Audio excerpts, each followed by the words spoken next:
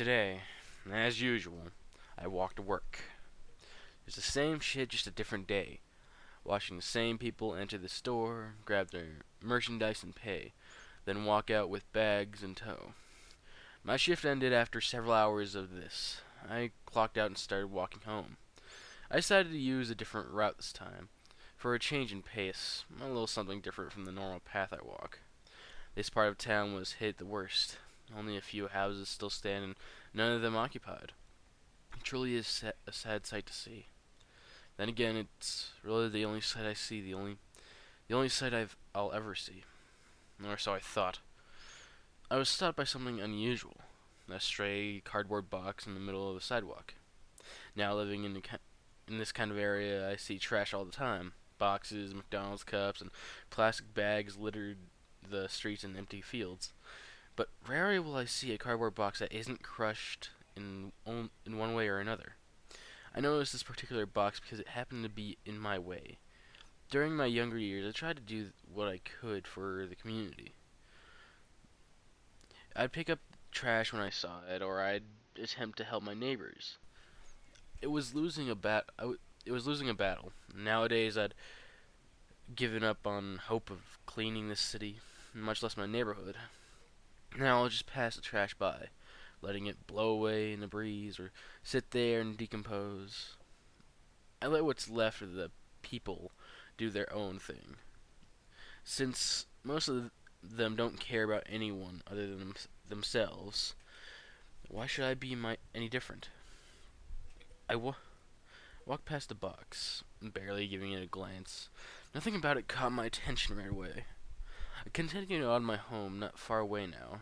Upon arriving, I sat down and played some games, attempting to push the box out of my mind. I had little luck, as the box somehow managed to push its way back in. Time crept on by, and I soon found myself wanting to go for another walk. I left the house and started down my usual route when I stopped. What was it about that box that made it stick out in my mind? I turned around and started down the path I had taken to get home, a path that I only walk once in a blue moon. Curiosity got the best of me, and I wanted some closure. Within minutes, I found it, still sitting there, sad and alone, among the broken concrete and other overgrown grass. It didn't move. It didn't stand out as if it were special. It was an ordinary brown cardboard box. I didn't want to say came out here for nothing, so I walked closer to it. As I drew closer, somehow I began to notice something inside. It was brightly colored, multiple colors in fact, and was quite small, maybe the size of a few-month-old Labrador puppy. I stopped beside the box and looked down at the colorful blob inside. This is where I currently stand, looking into the box at a small something. No, I know exactly what it is, but my brain isn't allowing me to fully realize it just yet. At first I want to say it's simply a toy, left to die along with all the other things in this block. But then I saw it breathing. In fact, it appears to be sleeping. My hands were sweating, my breathing erratic, and I'm blinking my eyes trying to refresh my vision. Each time the image stays the same. Inside is a sleeping filly, a rainbow dash. I kneel down trying to get a closer look into the box. I can't believe what I am seeing. There's no physical, mental, or extraterrestrial way how this could be here. How she could be here, in my gloomy, dark, and horrid world. I examine the box further, and on the side, in simple pen, says, "Give to good home." The first thought that runs through my mind, besides the initial Philly Rainbow Dash in a box, is who would give up a Philly Rainbow Dash? My mind is now a mess of questions. How did she get here? Why is she here? Why is she a filly? Her flank is even barren of her cutie mark, meaning she is indeed a filly. As I stand to stretch my tired legs, I accidentally bump the side of the box with my foot, and the inevitable occurs. She wakes up. She looks around, rubbing her face with a foreleg, trying to wake herself up. At first, all she sees is the brown walls of the box, and then she looks up to me. Those large black eyes, along with the rose-colored rim around them, drive my heart to as the meme goes, explode. Twice. The sheer cuteness of it all drives me to kneel back down. I can't hold back a smile. I haven't smiled like this in years. Since the last time me and my parents went out to the only remaining park in the area. Her eyes continue to stare at me, and I stare back. I don't know what to say, or what to do, but I must start somewhere. Hi there. I speak, but she doesn't respond. Uh, what are you doing out here? She looks around, then back to me. The more I study her, the more I realize she is really young. Years younger than her filly appearance in episode 23. She might not even be able to talk yet. That is, if she even can talk in my world. The fact that she is even existing right now has me reeling in confusion. I return my attention back to her and notice a small shiver of her body. The fall season is here, and it can get pretty cold, especially around mid-September. I'm not sure how to exactly tackle this situation. Do I take her home? Do I call somebody? Who would I even call? I'm a closet brony, so none of my friends know about my love of the show. I can't take her to a shelter. That's a stupid thought in the first place. Not only would it be a horrible sight, she might be taken off to some lab and experimented on, or something just as equally horrible. I have only one choice. She shakes once more in the cold air. It reaches her coat. Her rings ruffle as she lays back down and huddles her leg close to her body to keep warm. That's the final straw. I can't take any more. Take off my own jacket and reach down and pick her up. I can't. I get initial response expected. Fear. She begins to squirm around, unsure what I'm doing to her. But she can't fly yet. But she still flutters her wings as in praying for a miracle to happen that she does magically take flight. I set her into my jacket, wrap her up so that her head is sticking out, and hold her in my arms. She continues to squirm, but then my body heat begins to finally seep through the thin jacket, and she settles down. It's alright. Let's get you somewhere warmer, huh? I smile again at her.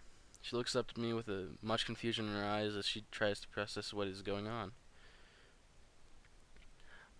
Don't worry, I'm not gonna hurt you. It's getting late and you'll freeze out here. I think she understands me, for after I say those words, her eyes return to their normal size, and she snuggles herself more comfortably inside my jacket. She squirms a little, trying to get into a more comfortable position. I can feel her hooves, wings poking me as she shifts. Then, to top it off, she rests her chin onto my arm, and lets out a deep sigh, closing her eyes to drift off to sleep. My heart explodes for a third time. The entire walk back, I keep an eye out for other people who could pass by me. I don't want anyone else to see her. I have no way of knowing how they would react. As usual, though, I don't see a single person. It's midnight by the time I get home. Fortunately for us both, I had turned on my porch light. Otherwise, I might have passed it, being one of the few occupied homes in the block meant a lot of darkness. The city even stopped running power to streetlights, so that made it all the more difficult. I glanced down at the filly, who continued to sleep in the jacket as I carried her. She was no longer shivering, and felt quite warm. I walked up to my porch and careful not to make too much noise as I get my keys out. Unlocked the two dead bolts and master lock, and finally the doorknob and opened my door. It was dark inside due to me leaving while it was still light out. Damn it! With a flick of a switch, the single bulb in the hallway comes to life, shedding some light into the living room. Most of the furnishings are my parents'. Then again, so is the house. I became the owner of it after they passed, and having done what I can to keep it that way. Still, with the filly Dash in my arm, I walk into the living room. As I pass my family portrait, I greet them with a "Hello, Mom. Hello, Dad." I know they aren't there, but knowing that they loved me and that I love them helps me stay sane and to keep going in my miserable life. As I enter the living room, I can feel stirring in my arm. She had woken up, most likely when I turn on the light, and is now getting antsy. With no idea what to do and how to tackle the situation, I sit her down on a couch. Immediately she jumps out of the jacket and looks around, already investigating her surroundings. I continue to watch her as she explores the couch, then continues to the coffee table. What are you doing here in my world? I didn't mean to ask that out loud, but it just sort of happens every now and then.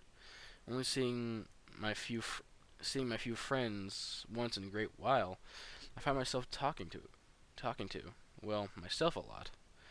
I don't own a pet because that just means more money to dish out, and I'm already struggling as it is. From my question, the other response is another blank look on her face. That tells me she has no clue either.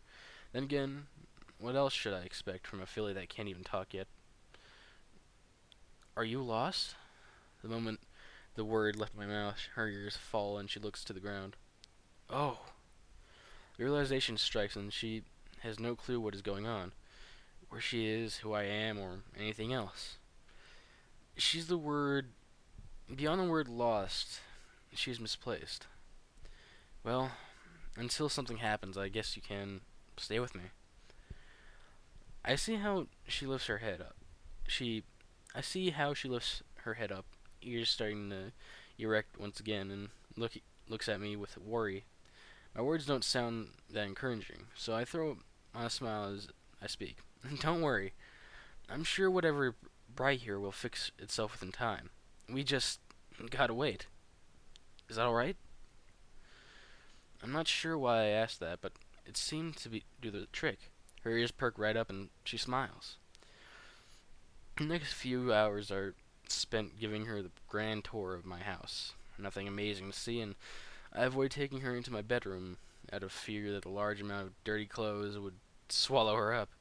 Afterwards, I give her something to eat. I break up some small carrots, and amazingly, I discover she has some teeth. Since she was still a filly, it, I wasn't sure if she could eat solid foods until such as carrots yet. Then again, she she is from a cartoon, so I don't know what is correct for her anyway. Satisfied with the food, she finds a comfy spot in my father's recliner and sits. I don't mind. It's not like I sit in it. I was never allowed to when he was alive, so why should that change even after his past?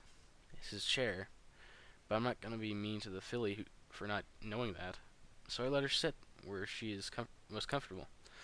I also give her a small blanket to wrap herself in.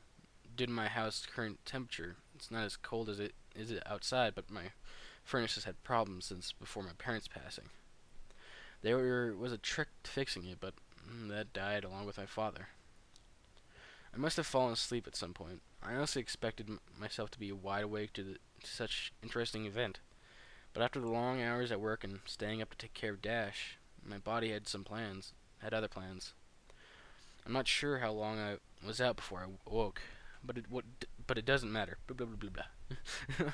As I close my eyes, I feel something against my side.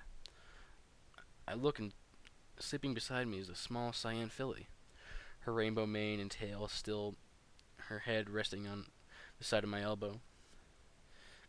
I know the meme gets old, but I must say it. My heart exploded again. Laying there, sleeping and curled up beside me, had me smiling ear to ear. Her gentle breaths are barely heard. The hairs on her mane tickle my arm. But I hold back any movement to itch. The warmth of my body against my stomach the warmth of her body against my stomach warms my already weak heart.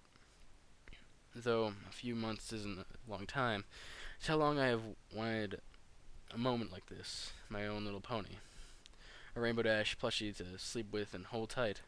Now I have a real Rainbow Dash, a filly, sleeping at my side, content as though she's known me since birth.